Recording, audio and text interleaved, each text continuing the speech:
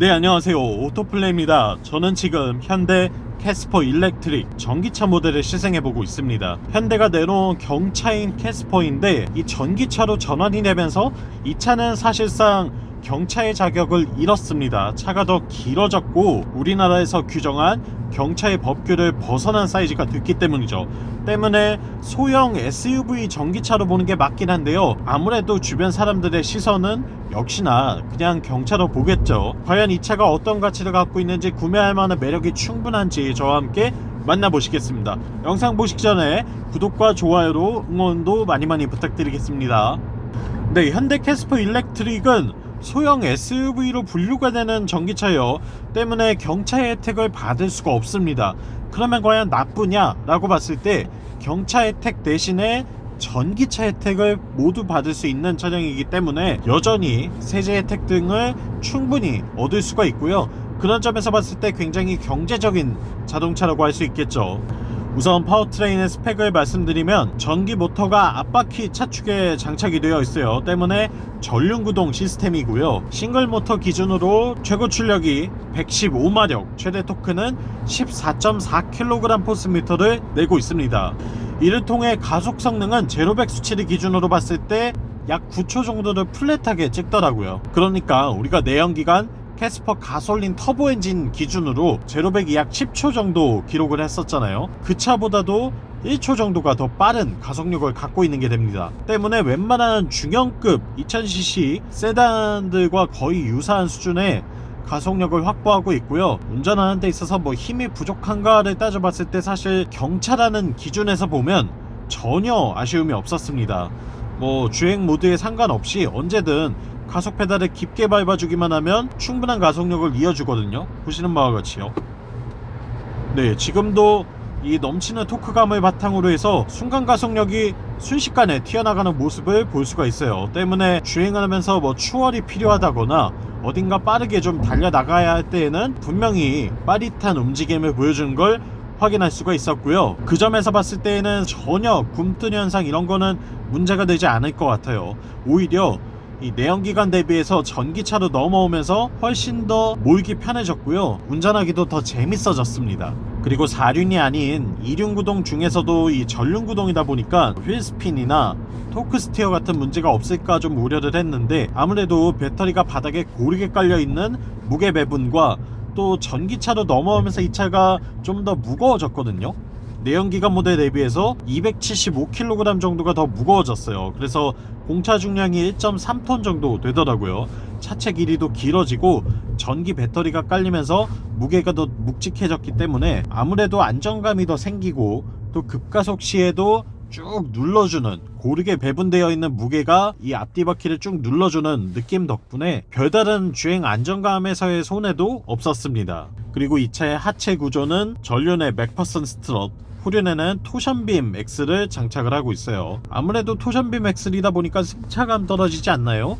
주행감 좀 아쉽지 않나요? 라는 이야기 많이 하실 수 있는데, 실제로 일상주행용으로 타고 다닌다고 봤을 때에는 그런 부분에서는 전혀 걱정할 필요가 없겠다는 생각이 들었고요. 어차피 승차감은 이 뒷좌석에 타는 탑승자에게는 그렇게 많은 배려가 있는 차급은 아니죠. 소형 SUV 또는 경차급에 준하다 보니까 뒷좌석 탑승자를 위한 뭐 아주 안락한 승차감까지는 기대하기 어렵고요. 다만 1열에 탑승하는 사람 기준으로는 승차감 굉장히 좋은 편이었어요. 이 차가 서스펜션이 아주 부드럽게 세팅이 되어 있기 때문에 많은 요철을 지나거나 또는 과속방지턱 등을 지날 때에도 상당히 스무스하게 처리해내는 모습들을 보여줬고요. 시승차가 지금 17인치 휠을 장착하고 있음에도 불구하고 꽤나 부드럽다는 느낌을 갖게 했습니다. 그러면 서스펜션 세팅이 좀 부드럽다 보니까 주행감이 아쉽지 않나요? 주행감이 좀 불안하지 않나요? 라고 하실 텐데, 일단은 이 차는 막 쏘고 다니는 차는 아니죠. 고속도로에서 최고속도로 달리고 이런 차는 아니기 때문에 그런 점에서 봤을 때에도 크게 걱정하실 필요는 없었고, 또 제가 한 100km 정도로 계속 고속도로 주행도 해봤거든요. 근데도 전혀 이 주행하면서 느껴지는 불안감 같은 건 없었습니다. 오히려 내연기관 모델보다 더 안정감 있게 달려나가는 그런 모습들을 확인할 수 있었고요. 최고 속도인지까진 모르겠습니다만 뭐 순간적으로 추월 가속을 테스트하다 보니까 뭐 150 이렇게까지 갈 때도 있었는데 그런 영역에서도 충분히 어느 정도 잘 버텨주는 모습을 보여줬기 때문에 하체의 세팅도 흠잡을 곳은 없었네요. 그리고 브레이크 성능 같은 경우에 아무래도 좀 우려가 많으실 것 같아요. 이 차는 다만 전기차다 보니까 회생제동을 메인으로 사용을 하고 물리 브레이크가 보조의 역할을 하거든요. 지금 회생제동을 저는 아이페달 모드로 최대로 걸어놓고 다녔어요. 이 패드 시프트를 이용을 하면 회생제동의 정도를 내가 원하는 대로 조절을 할 수가 있습니다. 최대 5단계로 조절할 수가 있는데 그 중에 가장 강력한 5단계로 걸어놓고 다니면 제동력 면에서는 전혀 부족함이 없고요. 또 물레 브레이크가 막 스포츠 드라이빙을 즐길 정도까지는 아니지만 단발성의 일회성의 제동력은 부족함이 없었다라고 말씀드릴 수 있겠네요. 이 차의 배터리에 대해서도 이야기를 해봐야 되겠죠. 현대 캐스퍼 일렉트릭의 배터리는 인스퍼레이션 등급을 기준으로 49kWh의 현대와 LG 에너지 솔루션이 합작법인으로 인도에서 생산하고 있는 NCM 배터리가 탑재됩니다. 물론 히트펌프도 포함이 되어 있는 스펙이기 때문에 겨울철 주행거리도 큰 손실이 없고요. 이 아래 등급 모델의 경우에는 42kWh의 배터리가 장착이 된다고 해요. 약 7kWh 정도의 배터리 용량 차이인데 이 정도면 이 차의 주행거리 기준으로 봤을 때에는 한 50km 정도가 차이가 나더라고요. 일회 충전 주행거리 50km 정도를 더 원하냐 아니면 그 정도 없어도 충분하냐, 이거는 소비자들께서 각자 판단을 하시면 될 것 같고요. 그리고 충전 속도는 최대 120kW급까지 지원을 한다고 합니다. 그러니까 200kW급 충전기에 물려놓으시면 최대 120kW까지는 캐스퍼가 받아들일 수 있는 거죠. 여기에 V2에 같은 캠핑이나 차박, 아웃도어 활동을 할 때에도 많은 도움을 줄 수 있는 기능도 탑재하고 있고요. 아무래도 효율이 좋고 기술적으로 뛰어난 배터리를 탑재하고 있다 보니까 그런 점에서 오는 만족도는 충분히 좋은 것 같습니다. 그리고 캐스퍼 일렉트릭이 연비 이야기도 해봐야 되겠죠. 지금 제가 이 차를 타고 주행을 총 328km 정도 했네요. 누적 주행거리 328km 동안 기록하고 있는 평균 연비는 킬로와트시당 6.8km를 기록하고 있습니다. 이 차의 배터리가 49kWh니까 두 개를 모두 곱해보면 한 330km 정도는 충분히 나온다고 보셔도 되고요. 그리고 겨울철이 아니라거나 뭐 히터를 좀 덜 쓴다거나 하면 그럴 때에는 350km까지는 기록을 해볼 수 있을 것 같아요. 또한 봄, 가을철에는 공조장치 사용을 안 하니까 시내 주행 위주로만 다닌다고 한다면 저는 400km까지도 충분히 찍을 수 있지 않을까라는 생각을 해봤습니다. 어차피 캐스퍼 일렉트릭이 막 고속 주행을 한다거나 장거리를 다니는 용도로 구입을 하시진 않을 거라는 생각이 들거든요. 그러면 시내 주행 위주로 타고 다녔을 때에는 뭐 충분히 400km 정도는 주행을 할 수 있다고 봐야 되겠죠.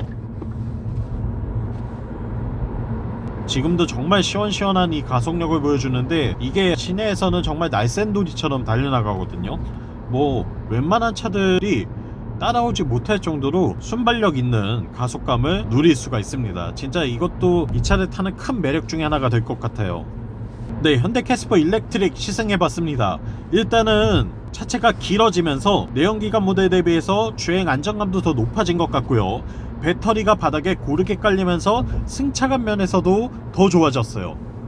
또한 배터리를 49kWh의 NCM 배터리를 탑재하고 있다 보니까 효율면 그리고 스펙상에서의 오는 만족도, 이런 것들도 충분히 누릴 수가 있고요. 겨울철에도 한 330에서 350km 정도는 안정적으로 탈 수 있다는 거, 이것도 큰 매력이 될 것 같습니다. 또 앞선 리뷰에서 말씀드린 것처럼 실내 공간 충분하고요. 옵션들 너무나 다양하게 준비되어 있고요. 또 국산 배터리를 탑재하고 있는 국산차이기 때문에 실내성 면에서도 충분히 안심하고 탈 수 있겠죠. 다만 단점이라면 이제 가격이 될 것 같아요. 제가 지금 타고 있는 풀옵션 모델 기준으로는 차량 가격이 3천만원대 초반이 되더라고요. 그러니까 여기서 보조금을 받는다고 하더라도 못해도 2천 중반은 줘야 이 풀옵션 모델을 구입을 할 수가 있는 건데, 그러면 이제 그 점에서 봤을 때 과연 이 경차급의 전기차를 2천 중반 이상을 주고 구입할 가치가 있냐, 이거는 여러분들께서 판단해 주실 문제인 것 같습니다. 연간 주행거리가 최소 15,000km는 넘고 그리고 대부분 시내 주행이 많다라고 하신다면 전혀 이 차량 가격이 아깝지 않을 거고요. 또 유지관리가 좀 부담스러운 분들, 엔진오일 갈고 뭐 갈고 막 이런 게 뭐가 뭔지 모르겠고요. 저는 이 휘발유차 오랫동안 탈 자신이 없어요 라고 하시는 분들은 이 차가 진짜 큰 매력 덩어리가 될 것 같아요. 특히나 캐스퍼 가솔린 터보 모델과 비교를 했을 때에는 압도적으로 제가 좋다고 느끼는 포인트는 정숙성입니다. 엔진이 돌아가고 있지 않기 때문에 그 3기통 엔진 특유의 진동과 소음에서 해방될 수 있다는 거. 이 차는 뭐 진짜 조용하거든요. 엔진이 없기 때문에 조용할 수밖에 없고 그만큼 정숙성도 높아지고요. 또 운전자가 느끼는 승차감 면에서도 분명히 플러스 요인이 됩니다. 그런 점들 고려하셔서 이 차가 과연 나에게 맞는 차인지 직접 시승도 한번 해보시고 살펴보시면 좋겠다는 생각이 들고요. 저는 다음 시간에 더 재밌는 차의 시승기로 돌아오겠습니다. 다음번에 또 만나요. 안녕!